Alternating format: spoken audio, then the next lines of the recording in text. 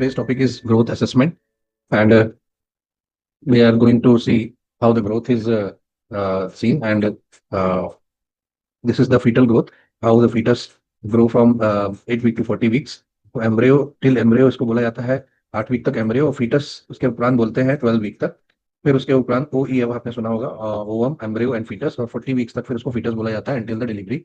Okay, then इसके बाद definition of growth है, growth is an increase in the size of organs and body and is quantitative change and refers to the physical maturation of body. That means यहाँ पर physical maturation हो रहा होता है body का, और उसके बाद जो है उसी को हम ग्रोथ कह रहे होते हैं। डेवलपमेंट और ग्रोथ में फर्क होता है। जब हम फिजिकल जो हमारा ग्रोथ है, उसके बाद जो फंक्शनल ग्रोथ हम देखते हैं, दैट इज बॉडी का जो फंक्शनल जो फिजियोलॉजिकल ग्रोथ या साइकोलॉजिकल जो ग्रोथ हो रहा होता है, उसको हम डेवलपमेंट बोलते हैं। तो उसके साथ में है growth, importance of growth assessment जो है वो फंडामेंटल करेक्टरिस्टिक होता है चाइल्ड में। Normal growth is indicator of optimum health, deviation from the normal pattern is indicative of pathological processes and periodic assessments जो है इसलिए हमको रेगुलरली करनी चाहिए। और अगर उससे कुछ कम हो रहा है, दैट मीन्स कि कहीं ना कहीं ये अंडर न्यूट्रिशन, इन्फेक्शन या डिजीज हो सकता है। पीरियड ऑफ ग्रोथ में हमको देखना होगा कि तीन चीजें हमने पहले से बात करी हुई है। एक हो गया ओवम, एम्ब्रियो एंड फीटस। तो ओवम का टाइम पीरियड जो है आफ्टर फर्टिलाइजेशन वो होता है 0 to 14 डेज। फ्रॉम एम्ब्रियो जो है वो 15 to 8 वीक्स तक, डेज से 8 वीक्स तक रहता है। देन जैसे हमने अभी पीछे की फिगर में देखा, फीटस 9 वीक्स टू बर्थ या 40 वीक्स ऑफ प्रेगनेंसी के लिए बोला गया। ठीक है, फिर उसके बाद पेरिनेटल पीरियड जैसे हमने बताया, ये 22 वीक ऑफ जेस्टेशन से 7 डेज आफ्टर बर्थ रहता है। और पोस्टनेटल पीरियड जो रहता है वो फर्स्ट जो 28 डेज रहते हैं हमारे लाइफ के, उसके वो रहते हैं न्यूनेट्स, अर्ली न्यूनेट और लेट न्यूनेट में डिवीजन है। और अर्ली न्यूनेट तक फर्स्ट 7 डेज है, देन आफ्टरवर्ड्स जो समय बचता है 1 महीने तक, वो रहता है जो लेट न्यूनेट का होता है। Infant first year of the life है। और टॉडलर क्या है, वो 1 to 3 years of the age तक बोला गया। Preschool child 3 to 6 years में, और स्कूल एज चाइल्ड जो है वो 6 to 10 ईयर्स फॉर गर्ल्स बोला गया, 6 to 12 year for the boys बोला गया। तो ये फर्क आया। फिर उसके बाद एडोलेसेंट, प्री प्यूबर्सेंट और लेट चाइल्डहुड में 10 to 12 ईयर्स तक गर्ल्स जो है वो, जो एडोलेसेंट का डिवीजन 3 टाइप से हमने पहले बात की हुई है, जिसमें प्री प्यूबर्सेंट और लेट चाइल्डहुड और उसके बाद प्यूबर्सेंट और पोस्ट प्यूबर्सेंट पीरियड है। डब्ल्यूएचओ कहता है कि 10 से 19 साल तक, 10 to 19 years is the age of adolescence. So इसको भी 3 पार्ट में डिवाइड किया, pre pubescent, pubescent and post pubescent. तो ये 3 प्रकार से इसका ग्रोथ के लिए उसको डिवीजन किया। फैक्टर्स जो अफेक्ट करते हैं ग्रोथ को, वो ज्यादातर जो फैक्टर्स होते हैं जेनेटिक फैक्टर होते हैं, race, sex, chromosome, nutritional factor, hormone, thyroxine growth, और इन्वायरमेंट फैक्टर्स जो है वो infection, trauma, growing bones and chronic systemic illness जो रहती है, वो सारी चीजें हमारे इसमें आती है। जेनेटिक फैक्टर्स के अंदर भी रेस, सेक्स और क्रोमोसोम्स का सबसे ज्यादा फर्क रहा होता है। सीजनल वेरिएशंस भी बहुत ज्यादा इफेक्ट डालते हैं, इमोशनल फैक्टर्स, फिर उसके बाद सोशल फैक्टर जैसे कि सोशियो इकोनॉमिक क्लास और education of parents, education of child, ये भी फर्क बहुत डाल रहा होता है। लॉज ऑफ ग्रोथ के अंदर आप देखेंगे तो कंटिन्यूअस और ऑर्डरली प्रोसेस है। ग्रोथ एक growth pattern for every child is unique, her child के लिए ग्रोथ पैटर्न यूनिक होता है, क्योंकि उसके रेस, सेक्स और जो उसकी फैमिली होती है उसके ऊपर भी डिपेंड कर रहा होता है। Different tissues grows at different rate. जैसे जनरल बॉडी ग्रोथ बोले तो first 2 years of the life जो है वो हमारी जनरल बॉडी ग्रोथ तेजी से ग्रो करती है, और ब्रेन ग्रोथ जो होती है वो थर्ड ट्राइमेस्टर से first year of the life तक बहुत अच्छी ग्रोथ करती है। फिर 10 to 19 अगर आप देखें तो till 2 years of the life बहुत अच्छा जो है ब्रेन ग्रोथ हो चुका होता है। Lymphoid growth mainly mid childhood के अंदर बहुत अच्छी होती है। ये 4 प्रकार के जो इसमें वो बताए गए हैं, ग्राफ बताए गए हैं, अलग अलग जो बॉडी के पार्ट्स हैं उनके अनुसार। जैसे कि किसी भी व्यक्ति का जनरल ग्रोथ आप देख रहे हैं तो वो जनरल ग्रोथ की साइड में है। फिर जेनाइटल्स अमूमन 10 से 12 साल के अंदर या 14 साल के अंदर तेजी से ग्रो करते हैं, उससे पहले तक जेनाइटल्स जो है इतने ग्रो नहीं करते। फिर उसके बाद जो दूसरा ग्रोथ होती है वो होती है न्यूरल ग्रोथ, जो हमारी ब्रेन ग्रोथ है। तो ज्यादातर ब्रेन ग्रोथ जो हमारी 2 ईयर्स तक हो चुकी होती है। फिर उसके बाद जो ग्रोथ हो रही होती है वो कम परसेंट होता है एज कम्पेयर टू दैट। फिर लिम्फॉइड ग्रोथ जो होती है वो 10 12 to 14 ईयर्स के एज के दौरान में वो ज्यादा अच्छे से हो रही होती है। Growth can be measured in terms of physical anthropometry assessment of tissue growth and bone age and dental age.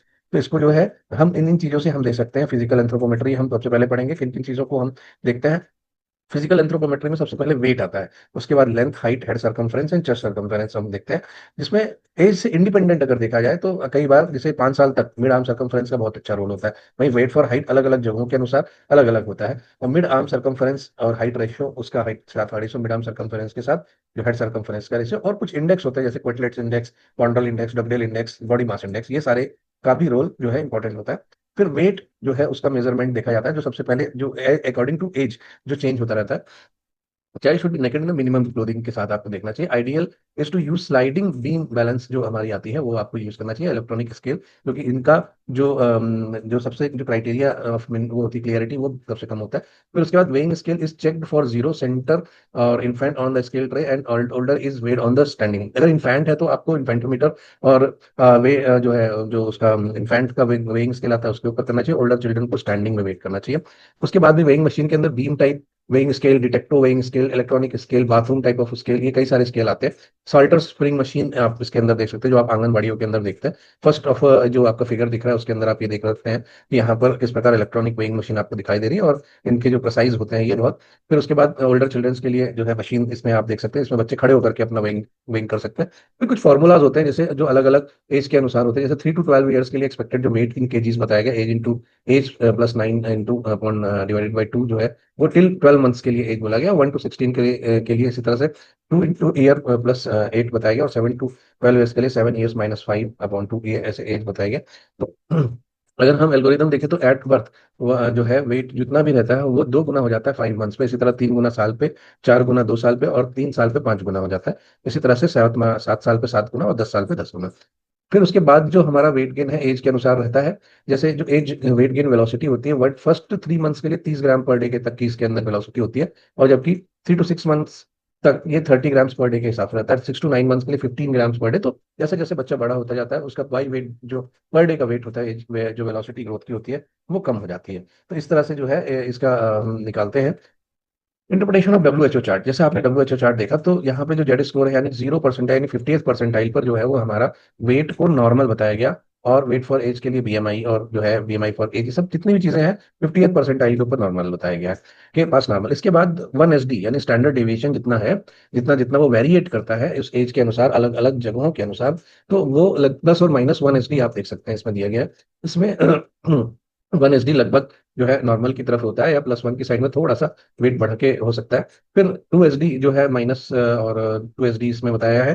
तो इसके अंदर जो 2 SD के लिए बताया गया है, इसमें प्लस माइनस जो 2 स्टैंडर्ड डिवीजन बताए गए उसके अनुसार हम देखें तो इसके अंदर जो है ओवरवेट जो बच्चा है वो जाएगा अगर +2 SD है, और अगर जो बच्चा है अगर -2 SD की तरफ जाएगा तो ये अंडर वेट या फिर बास्टेट की ओर जाएगा। इसी तरह से +3 SD यानी 3 स्टैंडर्ड डिवीजन तक अगर जा रहा है तो ओबेसिटी के लिए काउंट करेगा। ये WHO के चार्ट है, 5 लाइनें आप देख रहे हैं। वेट के अनुसार एज और वेट के अनुसार चार्ट बनाया गया, जिसमें 5 लाइनों में जो मिड की लाइन आप देख रहे हैं ऊपर से वो है स्टैंडर्ड डिवीजन का चार्ट, जिसमें प्लस ऊपर के तरफ जो है वो ये जो बनाया गया है प्लस और माइनस का 1 SD का है, और उसके ऊपर माइनस और +2 SD है। तो ऊपर की तरफ प्लस है और नीचे की तरफ माइनस है। तो जितना ज्यादा नीचे की तरफ जाएगा उतना उतना माल नरिशमेंट की तरफ, और जितना ऊपर की तरफ जाता है वो जो है वो पहुंच जाता है ओबेसिटी या ओवरवेट की तरफ।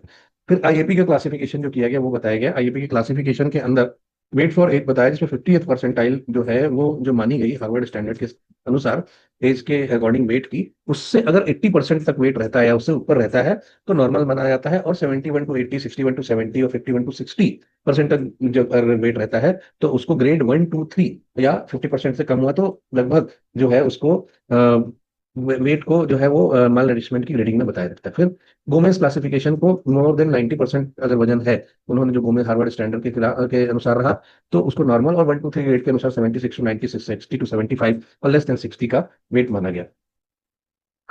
ये वेलकम्स ट्रस्ट हमको जो है वो बताता है कि कैसे अंडर नरिशमेंट को जो इसके अंदर रखा गया, अंडर नरिश्ड जो कंडीशंस रही, अगर 60 to 80% का वजन है विद जो है एडीमा है, तो हम ये समझ लें कि क्वेश्योर कर उसको रखा है, और एडीमा अगर एब्सेंट है तो अंडर न्यूट्रिशन जो है उसको बोला गया। इसी तरह से लेस देन 60% अगर वजन आता है और उसको एडीमा है, तो 60% वजन के साथ अगर एडीमा हो रहा है तो उसको मैरास्मिक क्वेश्योर बोला जाएगा। और वहीं अगर क्वेश्योर या एडीमा नहीं है तो उसको मैरास्मस बोला जाएगा। तो यहाँ पे कंडीशन ऐसी आती है कि अगर आपका वजन ज्यादा है और आप देखने में हेल्दी दिख रहे हो, बट आपके साथ में एडीमा है, तो कहीं ना कहीं उसको अंडर मेजरमेंट की ही कैटेगरी के अंदर रखा जाता है। फिर लेंथ या हाइट जो है उसके अनुसार देखने के लिए, जब तक 2 साल से बच्चा कम है तब तक हम उसको देखेंगे इन्फेंटोमीटर पे। अगर वो बच्चा 2 साल से ऊपर है तो स्टैडियोमीटर में देखा जाएगा। इसी तरह से हाइट और लेंथ को नापने के लिए 2 साल तक के लिए, जैसे मैंने बताया पहले, तक इन्फेंटोमीटर को देखा जाता है। 2 पीपल आपको देखने रिक्वायर्ड रहेंगे, एक जो हेड को अगेंस्ट जो है फिक्स्ड वर्टिकल हेडबोर्ड पे फिक्स करे, और दूसरा जो नी को फिक्स करे, और जो नियरेस्ट सेंटीमीटर 0 to 85 सेंटीमीटर का रहता है, और उसको जो है एडजस्ट करके आप उसका इन्फेंटोमीटर में वेट ले सकते मोर देन 2 ईयर्स के अंदर स्टेडियोमीटर में हमको लेना चाहिए, और स्टेडियोमीटर के अंदर बेयर फिटेड और फीट पैरेलल लेकर के हमको हील बटक और शोल्डर को एक लाइन में ला करके देखना चाहिए। हेड इरेक्ट होना चाहिए और आई जो है हमारी वो हॉरिजॉन्टल की तरफ देखनी चाहिए। तो ये आप इन्फेंटोमीटर पे देख रहे हैं कि एक तरफ एक व्यक्ति ने उसका हेड वर्टिकल बोर्ड के ऊपर जो है लगा रखा है, और जबकि दूसरी तरफ जो है वो पैर को उसने जो है फिक्स करके और फिर वो देख रहे हैं। और इस तरह से आप स्टेडियोमीटर की हाइट को भी आप देख सकते हैं। फिर आप देखिए इस तरह से स्टैंडिंग स्टेडियोमीटर में इस तरह से बेयर फुटेड लेकर के दिखाया। अप्रोक्सीमेटली जो वो बताया गया है हाइट के लिए, वो जो वेलोसिटी बताई गई है पहले 3 महीने में 3.5 सेंटीमीटर पर मंथ के हिसाब से होती है, और 3 से 6 महीने में 2 सेंटीमीटर पर मंथ, 6 से 9 महीने में 1.5 सेंटीमीटर पर मंथ के हिसाब से बढ़ता है, और 9 to 12 मंथ से 1.3 सेंटीमीटर पर मंथ, 2 से 5 साल में 6 to 8 सेंटीमीटर पर ईयर बढ़ता है, और 5 to 12 में 5 सेंटीमीटर पर ईयर। इस तरह से ये पूरा पूरा बढ़ता है। तो ग्रोथ चार्ट जो भी हाइट के लिए भी है बिल्कुल सिमिलर है। जो हमने बताया वो मिड वाला, जो 5 लाइन्स के बीच में जो मिड वाला है वो 58 परसेंटाइल होता है, और उसके ऊपर और नीचे जो 2 लाइनें आपको बनी दिख रही हैं वो +-1 SD होते हैं, और उसके ऊपर जो होता है +-2 SD होता है। जो स्टैंडर्ड डेविएशन जितना ऊपर की तरफ जाएगी उतना जो है हाइट बढ़ाने की तरफ बढ़ेगा, और जितना नीचे की तरफ जाएगी उतनी स्टंटिंग दिखाई देगी। फिर आप हेड सर्कम्फरेंस नापते हैं जो बर्थ से लेकर के 18 ईयर्स तक रहता है। नॉन स्ट्रेचेबल फाइबर टेप जो है उससे आपको ये लिया जाता है, और आपका जो है प्रोमिनेंट जो मेन ऑक्सीपिट एरिया है, सुप्रा ऑर्बिटल फ्रंट एरिया है, वहां से उसका नापना करना चाहिए, और एक्यूरेसी लगभग 0.1 सेंटीमीटर की इसके अंदर होती है। इसके बाद इसका निकालने का एक जो है वो भी बताया गया कि कैसे आप लेंथ जो सर्कम्फ्रेंस से निकाल सकते हैं with the help of length. तो ये फॉर्मूला लेंथ का +9.5 अपॉन 2.5 -2.5 ये करके आप निकाल सकते हैं। हेड सर्कम्फ्रेंस आप देख सकते हैं किस प्रकार से हेड के चारों ओर उसने वन स्ट्रेचेबल टेप से उसको जो है ऑक्सीपट को कवर करते हुए किया है। इस तरह से आप दोनों फिगर्स के अंदर देख लें। फिर उसके बाद एट बर्थ कितना होता है, तो एट बर्थ की बात करें तो 35 सेंटीमीटर जो है वो उसके बर्थ के समय उसका जो वेट है वो हेड सर्कम्फरेंस है, जो कि हेड सर्कम्फरेंस जो है वो है, और उसके ऊपर जितना बच्चा नीचे की तरफ जाता है उतना हेड सर्कम्फरेंस धीरे धीरे साइज में बढ़ता है। और at the time of birth जो हेड सर्कम्फरेंस होता है वो चेस्ट सर्कम्फरेंस से लगभग 2 सेंटीमीटर का बड़ा रहता है, और उसके बाद हेड सर्कम्फरेंस कम होने लगता है और चेस्ट सर्कम्फरेंस बढ़ने लगता है। हर सरकमफेरेंस जो है उसकी वेलोसिटी देखे तो 2 सेंटीमीटर पर मंथ और 1 सेंटीमीटर पर मंथ के हिसाब से अगले पहले 3 महीने में 3 सेंटीमीटर पर मंथ, और उसके बाद 3 से 6 सेंटीमीटर पर मंथ के हिसाब से बढ़ता है। चेस्ट सर्कमफेरेंस जो होता है measure at the level of nipple and on the mid inspiration आपको लेना चाहिए। लेस देन 5 सेंटीमीटर में लाइन पोजीशन में 5 ईयर्स में आप करिए, और मोर देन 5 ईयर्स के अंदर आप स्टैंडिंग पोजीशन में करिए। एट बर्थ जो है सर्कमफेरेंस वो 3 सेंटीमीटर और मोर रहता है चेस्ट सर्कमफेरेंस से। तो at 1 year head circumference equal हो जाता है चेस्ट सर्कमफेरेंस, और 1 ईयर के बाद चेस्ट सर्कमफेरेंस हमेशा ज्यादा रहता है। चेस्ट सर्कम्फरेंस आप देख सकते हैं with at the side of nipples जो है उसको लिया जाता है, दोनों निपल्स के नीचे की तरफ कवर करते हुए। अपर सेगमेंट और लोअर सेगमेंट का जो मेजरमेंट है उसको देखा जाता है एक प्रकार से जो ग्रोथ असेसमेंट के लिए। तो length between vertex and pubic symphysis जो है वो आपको बताया जाता है अपर सेगमेंट, और लेंथ बिटवीन प्यूबिक सिम्फाइसिस से हील तक को लोअर सेगमेंट बोला जाता है। अगर ये रेशो डिक्रीज जो हो जाता है ये अमूमन रिकेट्स के अंदर डिक्रीज होता है, और ज्यादातर ये जो वो रहता है वो 10 ईयर्स पे आके 1:1 हो जाता है। अदरवाइज अपर सेगमेंट जो होता है वो हमेशा ज्यादा होता है 10 साल के पहले तक, और लोअर सेगमेंट से। आर्म स्पान का भी जो है हम देखते हैं कि मिडिल फिंगर से एक मिडिल फिंगर से दूसरे मिडिल फिंगर तक का जो लेंथ होता है उसको देखा जाता है स्ट्रेच्ड वे के अंदर देखते हैं। फिर in 5 less than 5 years age of arm span is 1 to 2 centimetre less than height होता है। अगर 5 सेंटीमीटर 5 साल तक की बात करेंगे तो लगभग 1 से 2 सेंटीमीटर लेस होता है। बाई 10 to 12 ईयर्स ये दोनों चीजें आके इक्वल हो जाती है, जस्ट बिकॉज जस्ट लाइक जो lower segment upper segment ratio आपने देखा। 12 years arm span exceed height जो है हाइट से बढ़ जाता है। मिड आर्म सर्कम्फरेंस का जो लेने का तरीका है वो पहले आपको 5 साल के लिए ज्यादा इंपॉर्टेंट रहता है। तो आप एक्रोमियन से अलिक्रोनॉन प्रोसेस तक का जो मेजर है उसके मिड में आप लेते हैं मिड आर्म सर्कम्फरेंस, और शाके टेप के और बैंगल टेस्ट के माध्यम से वो किया जाता है। तो बर्थ पे 9 to 11 सेंटीमीटर रहता है, और फिर उसके बाद 1 to 5 ईयर्स पे 16 to 17 सेंटीमीटर हो जाता है नॉर्मली, और इससे ऊपर जो है वो वेल नरिश बोला जाता है, और इससे नीचे जो है अंडर नरिश्ड आता है। मिड आर्म सर्कम्फरेंस करने का तरीका आप देख रहे हैं एक्रोमियन प्रोसेस से एलिक्रोनियन प्रोसेस के बीच का जो पॉइंट आता है। और ट्रैफिक लाइट के समान बिल्कुल इसको भी कलर्स दिए गए हैं कि मोर देन 13.5 को नॉर्मल बोला गया, 12.5 से 13.5 को बॉर्डर लाइन बोला गया, और लेस देन 12.5 को अंडर नरिश्ड कंडीशन में डाला गया। बैंगल टेस्ट जो है वो यूज किया जाता है क्विक असेसमेंट के लिए। एक फाइबर ग्लास की रिंग जिसका डायमीटर जो है वो 4 सेंटीमीटर होता है उसको स्लिप किया जाता है अपर आर्म के ऊपर साइड में।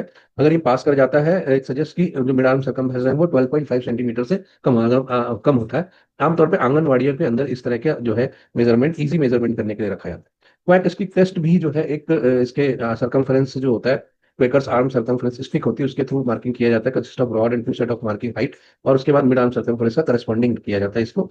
तो अगर हाइट से ज्यादा एक्सपेक्टेड ये रहता है तो फिर माल नरिश बोला जाता है। और modified QUAC stick coloured rod होती है, उसके थ्रू हम लोग देख सकते हैं। तो ये आपकी रॉड है उसका किस तरह से आप उसको क्वैक स्टिक को देखते हैं ये बताया गया है। Weight for height, weight for height निकालने के लिए वेट ऑफ चाइल्ड इंटू 100 से expected weight of the healthy child of the same weight same height, वो आपको देखा जाता है, कंपैरिजन देखा जाता है कि उस व्यक्ति का वेट कितना है और सेम हाइट के जो है उस हेल्दी चाइल्ड का वेट कितना है, उससे मल्टीप्लाई किया जाता है 100 से। अब उसका जो है वो हम वेट फॉर हाइट निकाल सकते हैं। वाटर लॉस क्लासिफिकेशन जो है वो होता है स्टंटिंग के लिए, और स्टंटिंग जो है वो अगर नॉर्मल हाइट फॉर एज अगर 95% से ज्यादा है, जो हमारा निकाला हुआ परसेंट है जो पीछे के फॉर्मूला से, उससे अगर ज्यादा होती है तो नॉर्मल माना जाता है। फर्स्ट सेकंड और थर्ड डिग्री की स्टंटिंग जो होती है उसको जो है 95 टू 90, 85 टू 89 और मोर लेस देन 85 सेंटीमीटर जो माना जाता है उसको जो है एक्सपेक्टेड जो है उसको कम माना जाता है कंपेरेटिवली। और इसके क्लासिफिकेशन के अंदर वेट फॉर हाइट के अंदर बताया गया, अगर 90% से ज्यादा है तो फिर जो है इसको 90% से ज्यादा होने पर जो है इसको वो बताया गया कि नॉर्मल है, और 80 टू 89 में मिड वास्टिंग और मॉडरेट वास्टिंग 70 टू 79 और सीवियर वास्टिंग हो जाती है अगर लेस देन 70। डब्ल्यूएचओ क्लासिफिकेशन कहता है कि जेड स्कोर अगर -2 या के लिए जो है वो मॉडरेट वास्टिंग कहलाएगी, और जेड स्कोर अगर 3 एसडी के लिए आता है तो सीवियर वास्टिंग कहलाई जाएगी। इसलिए हाइट फॉर एज के लिए भी सिमिलर जो है वो तरीका है कि -2 एसडी के नीचे अगर ज्यादा स्टैंडर्ड डिविएशन के तो मॉडरेट, अदरवाइज -3 है तो जो है वो सीवियर स्टंटिंग कहलाता है। क्विटलेट इंडेक्स एक कुछ इंडेक्स है जिसके थ्रू हम अंडर नरिशमेंट को कैलकुलेट करते हैं। जैसे weight in kg upon height to centimetre square का 100 को 100 से मल्टीप्लाई करके जो भी फॉर्मूला से निकलता है उसको हम देखते हैं। तो 0 to 14 टू 0 to 16 जो है उसका नॉर्मल जो वो है निकलता है, और लेस देन अगर 0 to 14 से आता है तो इंडिकेट माल न्यूट्रिशन करता है। इस तरह से राव और सिंह का इंडेक्स भी है, लगभग सेम बताता है। इसमें मेन होता है पॉन्ड्रल इंडेक्स। पॉन्ड्रल इंडेक्स जो रहता है वो आईजीयूजीआर के लिए बताता है, यानी जो हमारे बच्चे तुरंत पैदा हुए उनका अंडर नरिशमेंट निकालना होता है तो हम पॉन्ड्रल इंडेक्स को चूज करते हैं। मोर देन 2.5 अगर आता है तो टर्म या एजीए बेबी बोलते हैं, या appropriate for gestational age baby बोला जाता है। अगर मोर देन और लेस देन 2 है तो एसिमेट्रिकल आईयूजीआर, जहाँ सीवियर ईएम होता है, और अगर मोर देन 2 आता है तो एसिमेट्रिकल आईयूजीआर होता है। बॉडी मास इंडेक्स एक बहुत मशहूर इंडेक्स है जिसका ओवरवेट या ओबेसिटी काउंट करने के लिए हम लेते हैं, और weight in kgs divided by height into metre square into 100 के हिसाब से निकालते हैं। लेस देन 15 आता है तो इसको जो है हम न्यूट्रिशनल की कमी मानते हैं, और अगर ये 25 से ऊपर आता है तो ओवरवेट, और 30 से ऊपर जाता है तो ओबेसिटी बोला जाता है। ग्रोथ चार्ट एंड बीएमआई में आप देखेंगे तो बिल्कुल जैसे हमने डब्ल्यूएचओ के चार्ट्स को देखा है, तो मिड लाइन को नॉर्मल 50th परसेंटाइल बोलते हैं, और ऊपर की दो लाइनें +-1 एसडी, और उसके बाद दो लाइनें जो और बचती हैं वो +-2 एसडी होता है। मिडल इंडेक्स भी जो होता है वो लगभग सेम चीज के लिए कैलकुलेट किया जाता है, तो वेट केजीज में इंटू 100 और अपन हाइट सेंटीमीटर स्क्वायर के हिसाब से रहता है। नॉर्मल वैल्यू 0 to 88 और 0.97 के बीच में होता है, और अगर उस 0.79 से कम है तो फिर हम इसको अंडर नरिश्ड मानते हैं। कानावती स्केल जो होता है वो मिड आर्म सर्कमफ्रेंस और हेड सर्कमफ्रेंस का रेशियो बताता है, और कानावती इंडेक्स जो है वो माइल्ड मॉडरेट सीवियर को जो है वो देखता है malnutrition को। तो अगर ये दोनों चीजें आपस में कंपैरिजन दिखाता है, अगर mid mild nutrition under nourishment की बात करें तो जो फॉर्मूला आता है 0.28 से 0.32 आता है, और मॉडरेट 0.25 से 0.28 आता है, और सीवियर वास्टिंग कहलाती है अगर हम इसको लेस देन 0.25 आ रहा होता है तो।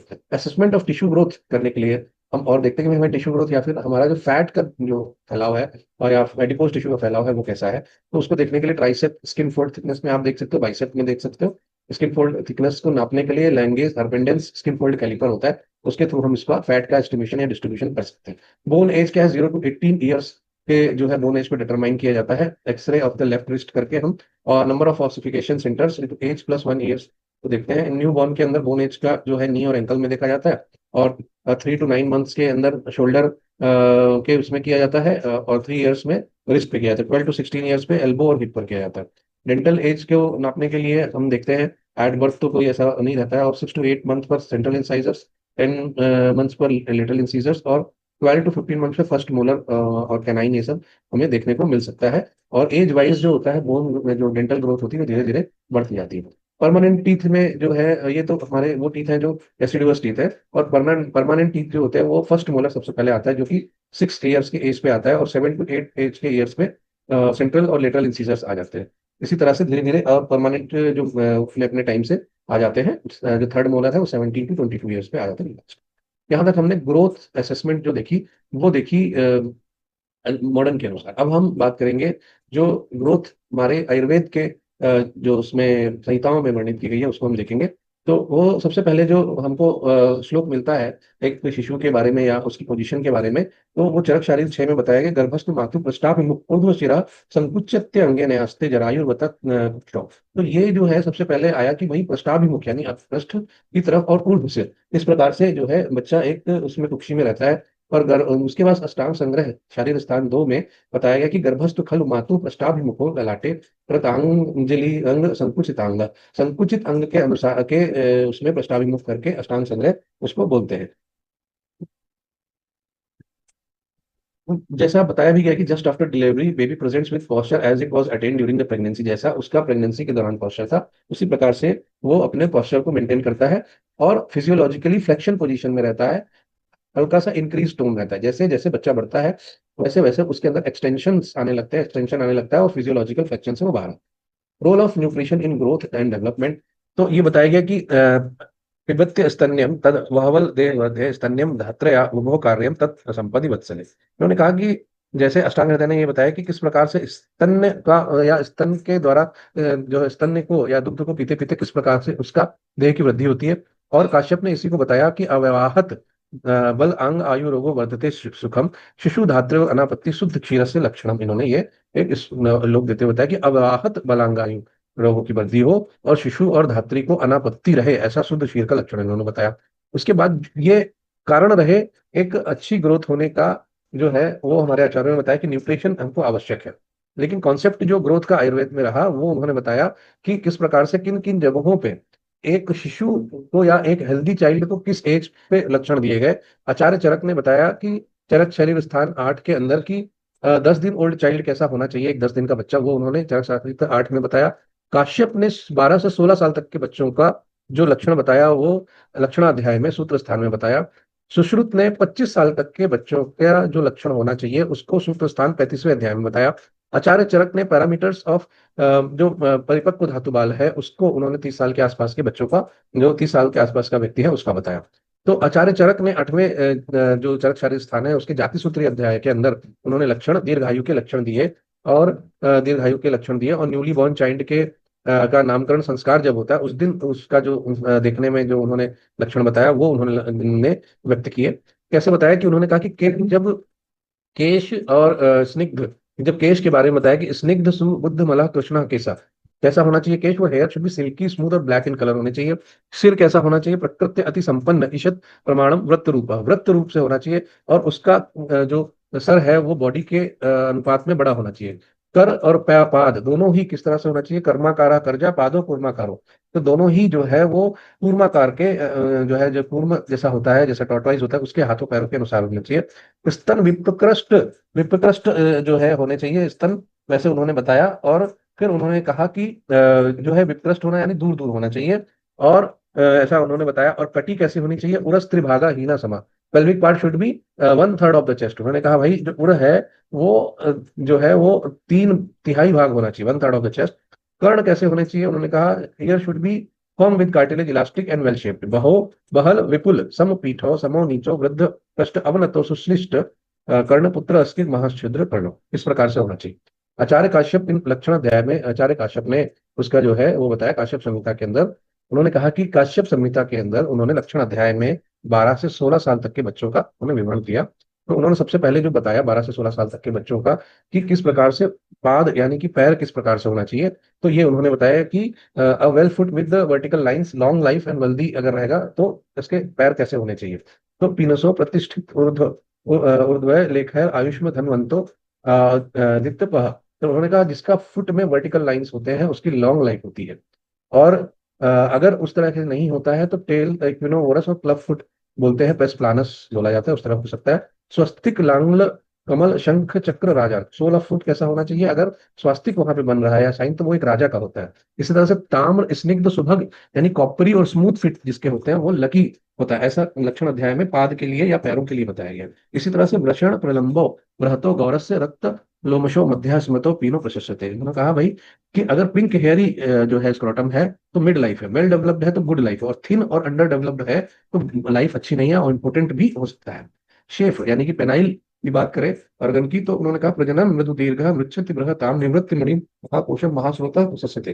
उन्होंने कहा कि सॉफ्ट लॉन्ग इरेक्टाइल पेनिस होनी चाहिए विद पिंक ग्लैंड्स।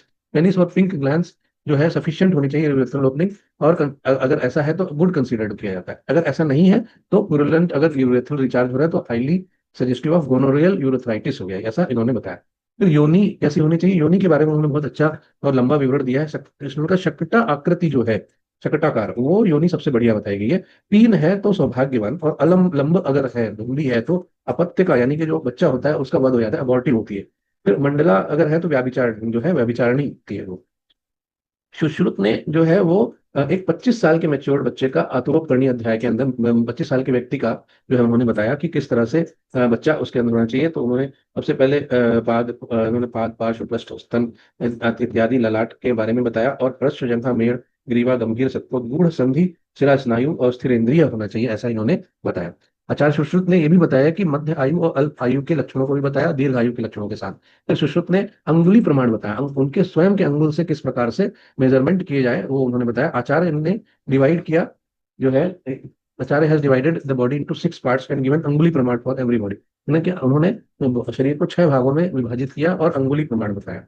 फिर उन्होंने अलग अलग ऑर्गन्स के अनुसार अंगुली प्रमाण बताया, जैसे 2 अंगुल उन्होंने वृषण बताया, शिश्न को 4 अंगुल बताया, योनि को 12 अंगुल का बताया, और भुज को 32 अंगुल। इसी तरह से चेस्ट जो है वो, जो फीमेल का पेल्विस है उसके अनुसार उन्होंने उसका चेस्ट बताया, और चेस्ट ऑफ फीमेल को 18 अंगुल का बताया। चरक ने ग्रोथ के पैटर्न को बताया किस प्रकार से होना चाहिए, तो उन्होंने प्रमाण जो है जो उसको मेंशन किया। और विमान स्थान 8वें चैप्टर में आचार्य चरक ने एक 30 साल के परिपक्व व्यक्ति के अनुसार सारे प्रमाणों का वर्णन दिया। और और बहुत कुछ उन्होंने सुश्रुत के अनुसार ही दिया और ज्यादातर चीजें। और फिर सभी ने हाइट यानी कि जो लंबाई है उसके अनुसार बताया। आचार्य चरक ने 84 अंगुल एक व्यक्ति के जो लंबाई है बताई, सुश्रुत ने 120 अंगुल, और आचार्य वाघभट्ट ने 84 अंगुल, और लघु वाघभट्ट ने 3.5 हाथ। और ये जितने भी प्रमाण है वो उस व्यक्ति विशेष के, जैसे 3.5 हाथ उसी व्यक्ति के जो 3.5 हाथ की लंबाई है उसी के अनुसार होनी चाहिए। तो ये सारे चीज जो है, आपने देखा कि आयुर्वेद में भी ग्रोथ के बारे में एक उन्होंने नॉर्मल व्यक्ति कैसा होना चाहिए, अलग अलग आचार्यों ने, किसी ने बच्चे को बताया, एक बच्चे के अनुसार बताया। तो पीडियाट्रिक की बात करें तो सबसे पहले आचार्य चरक ने उसको 10वें दिन यानी जिस दिन नामकरण उसका होना है उसके अनुसार बताया। तो ये इस तरह से आपको ग्रोथ का असेसमेंट कैसा होना चाहिए, ये चीज वहां पर बताई गई अपने संहिताओं में। और उसको कंपेयर किया गया किस प्रकार से कि भाई एलोपैथी के अंदर या मॉडर्न जगत के अंदर आज के समय में किन किन बिंदुओं पर प्रकाश डाला गया, जैसे कि weight, height, mid arm circumference, head circumference, chest circumference, जिनके मेजरमेंट को हम एंथ्रोपोमेट्री भी बोलते हैं। ये सारी चीजें यहाँ पर बताई।